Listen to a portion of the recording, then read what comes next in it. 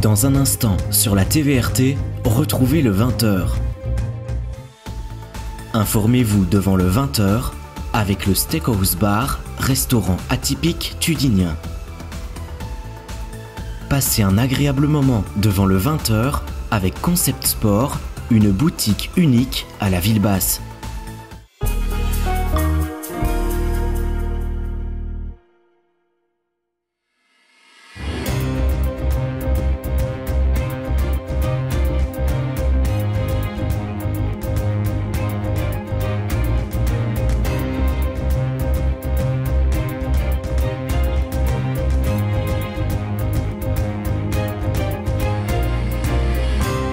Bonsoir à tous et bienvenue dans ce 20h. Voici les titres de l'actualité tudinienne.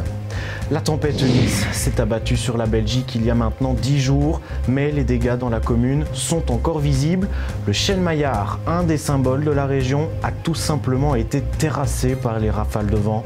Reportage et témoignages dans un instant. Pas de grand feu officiellement prévu à Gauzet le week-end prochain, mais les Gilles et citoyens ont quand même décidé de sortir dans les rues. Lily de Mars nous attend sur place pour toutes les précisions. Les Tudiniens doivent-ils s'attendre à célébrer Saint-Roch en mai cette année? Et le cassage du verre aura-t-il bien lieu? Beaucoup d'informations circulent ces derniers jours. Nous allons clarifier la situation avec Marie-Ève Van Latem, Mélanie Baudou, la nouvelle présidente de la compagnie, et Gérard Van Adenauve, le président du comité Saint-Roch, qui nous fera le plaisir d'être avec nous en plateau et en exclusivité. Depuis le début de la pandémie, les commerces souffrent cruellement de la baisse de fréquentation dans leurs boutiques. Nous sommes rendus à la rue Tsertevens pour faire le point sur le bilan des soldes d'hiver. Dans cette édition également, nous vous emmenons au cœur de la saga à succès Harry Potter, tout en restant ici à la Ville Haute. Des passionnés ont décidé d'ouvrir une boutique entièrement consacrée aux aventures du jeune sorcier. Mais pourquoi à Thoin? Réponse en fin d'édition. Bonsoir à tous. 10 jours après le passage de la tempête Eunice avec des rafales de vent enregistrées à plus de 90 km/h chez nous, il n'y a pas eu de blessés, heureusement. Mais nous constatons tout de même des dégâts comme des chutes de tuiles et des vitres cassées chez les particuliers. Les pompiers, eux aussi, ont dû se mobiliser à plusieurs endroits, comme ici au Champ des Oiseaux, où un arbre menaçait de tomber sur des habitations en arrachant les lignes électriques. Des images assez interpellantes. Et c'est d'ailleurs un des piliers du patrimoine tudinien qui vient de s'éteindre. Le chêne maillard était le patron des arbres du Bois des Webs. En plus d'avoir été planté il y a plus de 400 ans, ce lieu unique regorge d'anecdotes et restera dans le cœur de nombreux citoyens. Nous nous sommes rendus sur place. Regardez. Il se trouvait là, au bout d'un chemin ne menant qu'à lui. Le chêne maillard, vieux de 400 ans, n'a pas survécu au passage de la tempête Eunice. Lorsque Robert Huret l'a appris, il n'en revenait pas.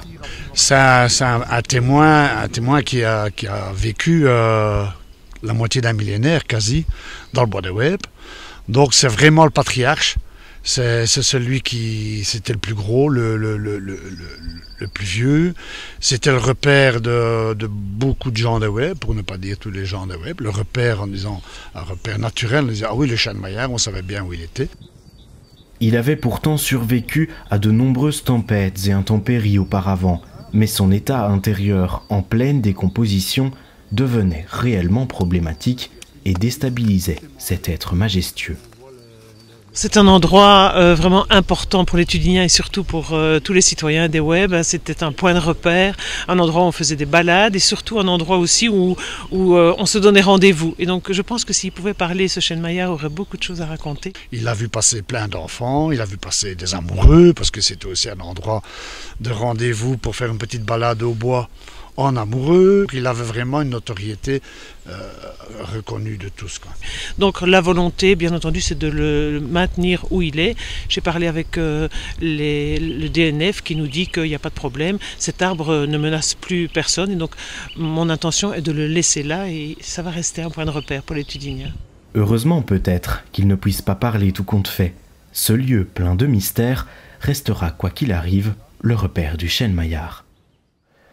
Et sachez que donc vous pouvez toujours vous y rendre. Annulé complètement l'année passée, le grand feu de Gauzé reprend un peu ses droits en 2022. Le foyer culturel gauzéen n'organise pas le traditionnel feu cette année, mais les Gilles et quelques groupes seront apparemment de sortie. Bonsoir Lily de Mars, vous vous trouvez sur la place de Gauzé. De nombreuses informations ont été communiquées sur le sujet, mais que se passera-t-il vraiment le week-end prochain lors du carnaval gauzéen? Bonsoir Baptiste, oui exactement, je me trouve ici sur la place de Gauzé et le foyer culturel gauzéen n'organise pas le grand feu officiellement prévu ce samedi. Cependant, comme nous l'a confirmé le président des Gilles, ils seront bien de sortie après avoir eu l'autorisation du collège communal pour déambuler dans les rues de Gauzé en batterie et en chanson. Petite précision néanmoins, contrairement à de précédentes rumeurs, ils ne porteront pas leur costume et ne distribueront pas d'orange à la foule. Selon nos informations, d'autres groupes de citoyens à titre privé ont eux aussi comme projet d'effectuer une marche dans les rues de Gauzé sans gêner la circulation, car oui, le village reste totalement accessible aux automobilistes. Et notez aussi que, comme vous pouvez l'observer juste derrière moi, les forains sont présents ici sur la place de Gauzé jusqu'au mercredi 9 mars. Et maintenant, c'est l'instant. Merci beaucoup Lily pour cet éclaircissement sur les événements et bravo à vous pour ce premier duplex réussi. L'allègement considérable des mesures sanitaires entraîne inévitablement le retour d'événements partout en Belgique. Alors à Thoin, on pense déjà à célébrer Saint-Roch en mai prochain évidemment. Les autorités communales, les responsables des sociétés ou encore le comité Saint-Roch s'organisent déjà. Mais avant de se pencher sur des festivités et un cortège le 3e dimanche de mai, nous allons en savoir plus sur l'organisation du cassage du verre de la compagnie. La réponse à ces questions dans ce reportage à l'hôtel de ville. Regardez. Cette année encore, c'est dans l'incertitude que les Tudiniens décomptent les jours avant le 3e dimanche de mai. Mais pour l'heure, les interrogations se posent autour du cassage du verre de la compagnie, qui doit se dérouler le 19 mars. Bien, les mesures ici nous permettent déjà de faire le cassage, donc là on est très contents. Donc on va respecter les mesures qui sont en vigueur, donc c'est-à-dire que pour l'instant, effectivement, on est le CST parce que le nombre de personnes présentes sera assez important. On aura certainement le port du masque, en tout cas dans certains endroits. Ici, à l'hôtel de ville, on devra effectivement porter le masque. Maintenant, le cassage du verre, c'est le 19 mars. Donc d'ici là, on a quand même un espoir de passer au jaune et être un peu plus tranquille à ce moment-là. Comme depuis le début de cette crise, nous respectons chaque fois les directives qui sont données par le Codeco. Et donc, c'est port du masque, c'est CST, c'est rassemblement limité. Donc, on respecte toutes ces mesures. On n'a jamais pris des mesures additionnelles, comme je le dis depuis 2 ans maintenant, mais on est évidemment tout à fait en phase avec les mesures qui nous sont imposées. Annulées durant 2 années consécutives, les circonstances actuelles laissent présager une possibilité pour enfin pouvoir célébrer la Saint-Roch 2022. Les marcheurs peuvent donc garder un certain espoir. Je pense vraiment qu'on peut avoir l'espoir, c'est un espoir tout à fait raisonnable cette année-ci. Effectivement, on est en code orange et on espère que d'ici le mois de mai, on sera passé en code jaune. En tout cas, la ville se met dans les conditions pour être tout à fait prête à accompagner cette Saint-Roch. Je pense que les compagnies aussi sont en train de se mobiliser, le comité Saint-Roch est prêt. Donc ce qu'on peut dire en tout cas aujourd'hui, c'est que pour nous, on va la faire cette Saint-Roch au mois de mai. On est vraiment plein d'espoir, on a vraiment vers nous une Saint-Roch qui arrive et donc on va la programmer avec cet espoir vraiment de marcher normalement et de ne pas la repousser à nouveau. Et donc voilà, on est très très contents. Les différentes autorités de la ville semblent donc extrêmement positives. Il ne reste plus qu'à croiser les doigts d'ici mai 2022.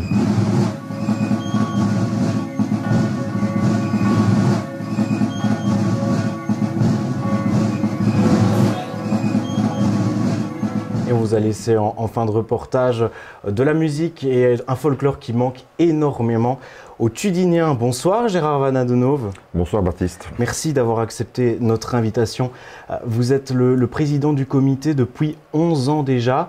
Nous tenions tout d'abord à clarifier la situation. auprès des Tudiniens, car beaucoup d'informations circulent sur les réseaux sociaux et sur Internet pour l'instant. Nous venons d'avoir des éléments de réponse dans le reportage quant à l'organisation presque certaine, on va rester prudent, d'une Saint-Roch 2022.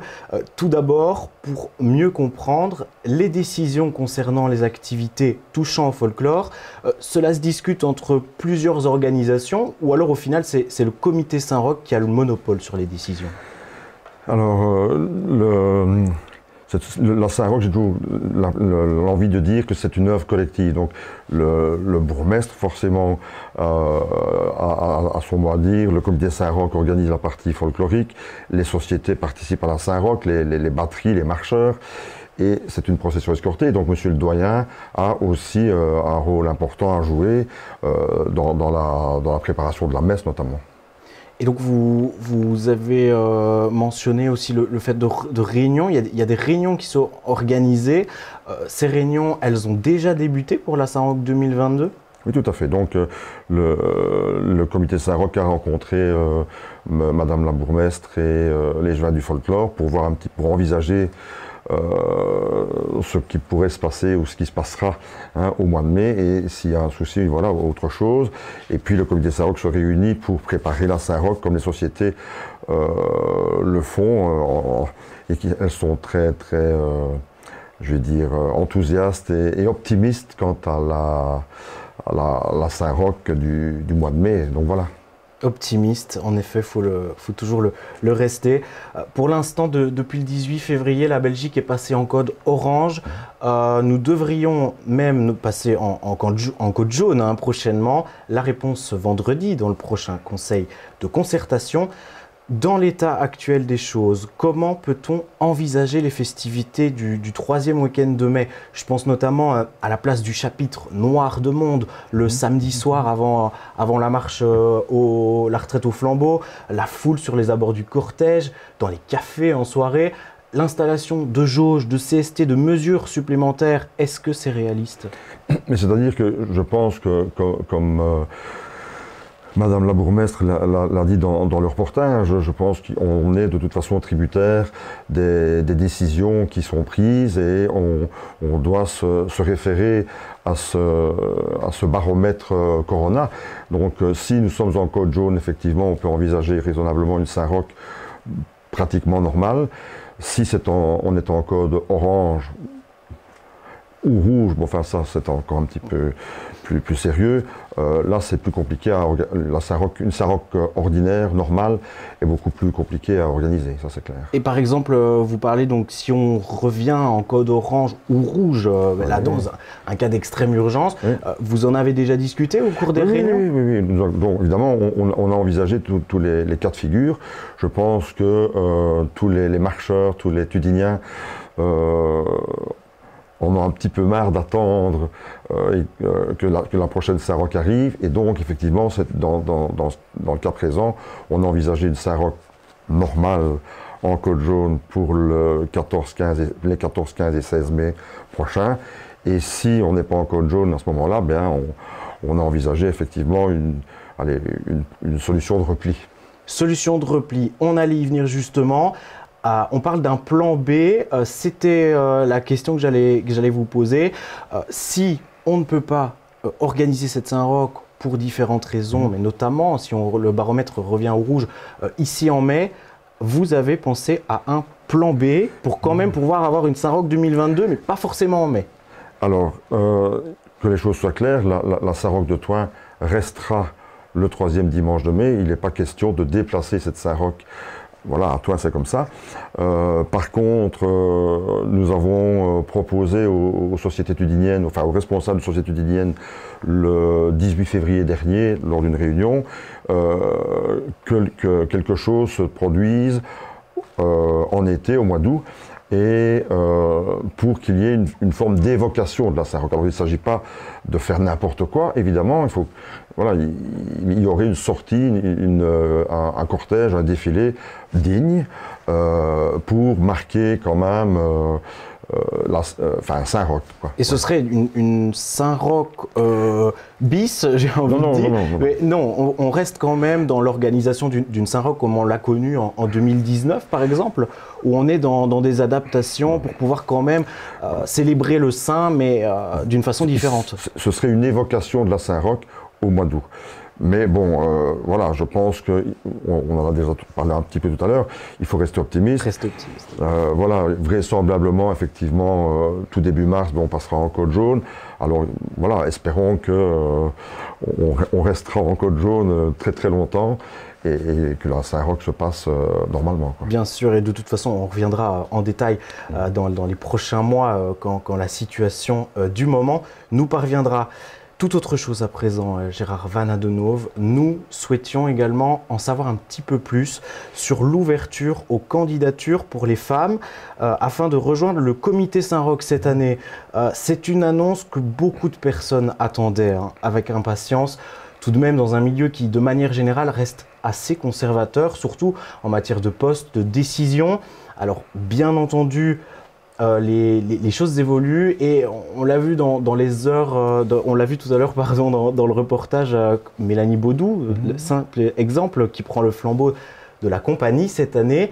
C'est une volonté du comité d'ouvrir la possibilité aux femmes d'être candidates également, ou alors quelque part c'est la pression de la société sur l'égalité homme-femme et les mouvements sur le sexisme à l'heure actuelle. Oui, non. Donc en fait, c'est quelque chose dont nous parlons au comité Saint-Roch quand même depuis des années. Et à la fin du mois de janvier 2020, nous avons, discuté de manière un peu plus précise et passé cette décision au vote. Et la grosse majorité des membres du comité Saint-Roch a accepté cette mixité au comité Saint-Roch. Et donc voilà. Alors après, entre le 31 janvier, je pense, 2020, et nous voici en 2022, mais la pandémie est passée par là, et donc tout a été un petit peu gelé, et on a plus fait grand chose à ce niveau-là. Bon, maintenant, les affaires reprennent, et donc effectivement, le comité Saint-Roch est toujours à la recherche de candidats pour venir renforcer son équipe. Et ben voilà, on est effectivement maintenant ouvert aux candidatures de manière générale. De façon plus large. Voilà, et homme ou dame, il n'y a pas de souci. Et alors, on en parlait un peu de ce côté assez conservateur, que ce soit dans tous les cas au niveau de la marche. Donc, on l'a entendu, donc cette année, le comité ouvre sa candidature aux femmes. Est-ce que des mesures sont prises lors des réunions concernant les autres postes, les autres postes qui pourraient être ouverts? Je pense notamment au tambour, au premier tambour. Dans certaines compagnies, c'est encore un peu la confusion. Est-ce qu'une femme peut devenir premier tambour? Est-ce que c'est un sujet qui est sur la table? Oui, donc le comité Saint-Roch ne s'occupe pas de ça. Donc il s'occupe de son comité, c'est déjà pas si mal que ça. Et puis après, bon, le comité Saint-Roch n'est pas un corps d'office, donc c'est un comité organisateur. Et donc, voilà, dans l'esprit de la majorité des membres, pourquoi une dame ne pourrait pas participer à l'organisation d'une marche telle que la Saint-Roch? On ne voit pas pourquoi, c'est une question que d'ailleurs au XXIe siècle on ne devrait même plus se poser. Mais bon, voilà, c'est comme ça. Et donc voilà, tous les nouveaux candidats, qu'ils soient hommes ou dames, mais participeront, apprendront à organiser la Saint-Roch, participeront aux réunions, donneront leur avis, apporteront des éléments, ou voilà quoi. Et c'est une excellente nouvelle pour cette Saint-Roch 2022. Et merci beaucoup, Gérard Van Adenhove, d'avoir accepté cette invitation et d'avoir répondu en toute honnêteté, évidemment, sur notre plateau à mes questions. J'ai essayé. Merci à vous. Il souffre énormément depuis le début de la pandémie. Les petits commerces de la ville, souvent tenus par des indépendants, subissent depuis presque 2 ans une baisse de fréquentation qui entraîne inévitablement des moments difficiles, parfois même jusqu'au bord de la faillite. Vous l'aurez compris, c'est un bilan loin des attentes des commerçants pour les soldes d'hiver. Nous sommes rendus à la ville basse, regardez. Une nouvelle fois déçus, les commerçants de la rue Tsertsevens sortent difficilement de la période des soldes d'hiver. La crise du coronavirus et les changements d'habitude pour les clients ont mis de nombreux commerces dans des situations parfois intenables. Chez Concept Sport, l'accumulation des mesures met le commerce dans une situation compliquée.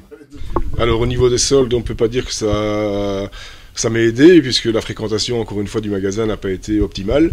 Les gens sont beaucoup restés chez eux.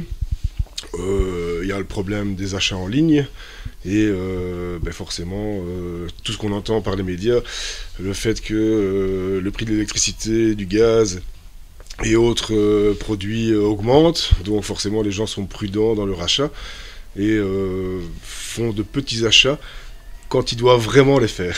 Donc à ce niveau aussi, les soldes pour moi ça n'a pas été vraiment génial. Une baisse de fréquentation marquée également chez Atelier C en série Stourne d'hiver, mais la gérante se veut néanmoins positive. Le bilan est tout à fait correct parce que c'est une petite boutique et donc on peut vraiment jouer sur les stocks. Et moi j'avais justement fait super attention à mes stocks, donc au niveau des soldes il n'y a pas de souci, je suis dans le bon. Bon, évidemment que c'est moins cette année-ci puisqu'on a essayé d'un petit peu rattraper ça déjà pendant le courant du mois de décembre avec les offres conjointes. Donc je veux dire que la période des soldes n'est plus une grosse période comme ça pouvait l'être avant. On a vraiment senti un ralentissement des ventes et il est franchement temps que les choses reprennent normalement, on va dire. Comme tous les autres acteurs du métier, chez Atelier C comme chez Concept Sport, on souhaite vraiment une amélioration de la fréquentation à l'heure où la pandémie semble s'être relativement ralentie. Dans le reste de l'actualité tudinienne de ces dernières semaines, le Tudo, cette péniche emblématique de la ville, est de retour depuis le mardi 8 février. Elle revenait du chantier naval après un long passage au contrôle technique. Cette opération est prévue tous les 5 ans. La visite de l'écomusée devrait bientôt reprendre. Un nouveau parking à l'Abbaye d'Aulne sera bientôt situé en amont de la brasserie et offrira 122 places de stationnement ainsi que d'autres pour des autocars ou des motos. Un projet qui a comme but de désengorger les rues du site et d'offrir un endroit sécurisé pour les touristes en haute saison. Dans un instant, nous nous rendrons au chemin de traverse pour découvrir une boutique consacrée à la saga à succès Harry Potter. Restez avec nous. Mais avant de nous rendons immédiatement à la Grande Rue pour constater l'avancement des travaux. Bonsoir Lucie Hainaut, vous êtes sur place pour la TVRT. Que pouvez-vous nous dire sur le sujet ? Bonsoir Baptiste, j'ai de très bonnes nouvelles à vous annoncer depuis cette Grande Rue à Thoin, puisque les travaux avancent plutôt bien. Comme vous pouvez le constater derrière moi, les pavés ont été rehaussés, ils ont fait peau neuve, et ce jusqu'à hauteur de l'ancienne poste. Ce n'est pas pour rien, selon la ville, nous sommes dans la première phase des travaux qui consiste à réaménager le début de cette grande rue jusqu'à hauteur de la rue Fauconnier. Elle devrait se terminer cette phase courant mi-mars et laisser sa place à la seconde phase du projet. Ces travaux tentent à se terminer pour l'été, mais pour l'instant Baptiste, nous ne possédons pas les informations supplémentaires pour parler d'une potentielle réouverture de cette grande rue. Merci beaucoup Lucie pour toutes ces informations. Je vous emmène à présent dans un palais de produits dérivés de la saga Harry Potter. Depuis 2 ans, 2 passionnés ont décidé d'ouvrir cette boutique à la Ville Haute pour le plus grand bonheur des Tudiniens, mais aussi des touristes venant parfois de très loin. C'est un moment suspendu au cœur de la fiction. Et non, vous ne rêvez pas, il s'agit bien du symbole des reliques de la mort à côté du beffroi. Nous entrons dans le chemin de traverse, non pas pour y acheter nos fournitures pour l'école des sorciers, mais pour y découvrir une impressionnante collection de la célèbre saga à succès Harry Potter.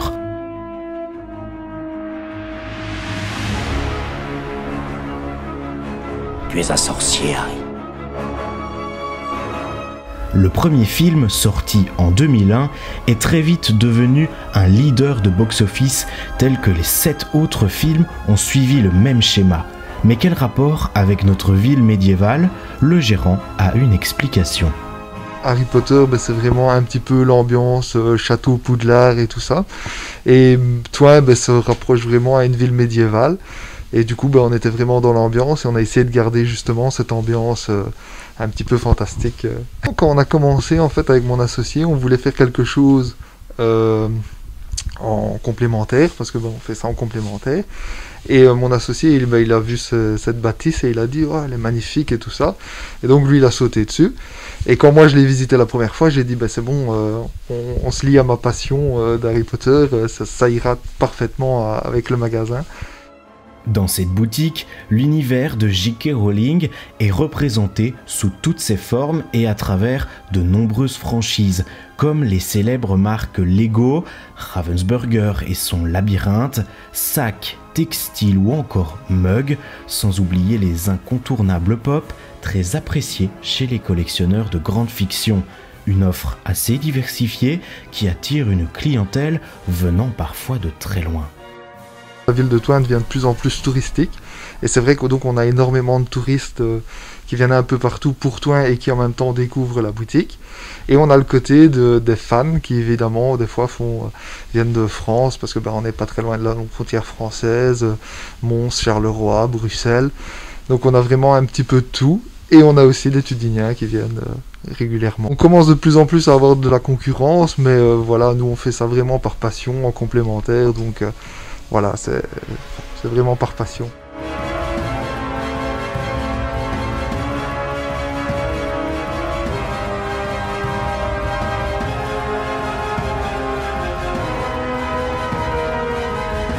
Une passion qu'Adrien et son associé peuvent mettre en avant dans la boutique. Ouverte chaque jour, difficile de ne pas y trouver son bonheur parmi la diversité de produits proposés, mais nous tenions néanmoins à vous mettre en garde, vous risquez d'être dévisagé par un célèbre personnage en approchant du magasin. Eh bien nous voilà prévenus. C'est ainsi que se termine cette édition. Merci à vous de l'avoir suivi. Rendez-vous sur nos réseaux pour revoir ce journal et tous nos programmes, ainsi que pour y découvrir notre nouvelle offre TVRT Info. Il vous suffit de vous abonner à la chaîne et vous resterez informés toute la semaine. Très belle fin de soirée à toutes et tous et à très bientôt sur la TVRT bien sûr.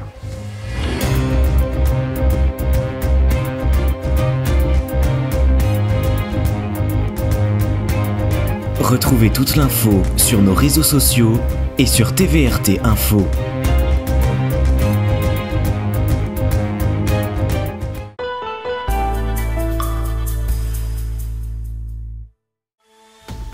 Vous avez regardé le 20h avec le Steakhouse Bar, restaurant atypique tudinien. Vous avez passé un agréable moment devant le 20h avec Concept Sport, une boutique unique à la ville basse. Ne manquez aucun des programmes de la TVRT, abonnez-vous à la chaîne et activez la cloche des notifications.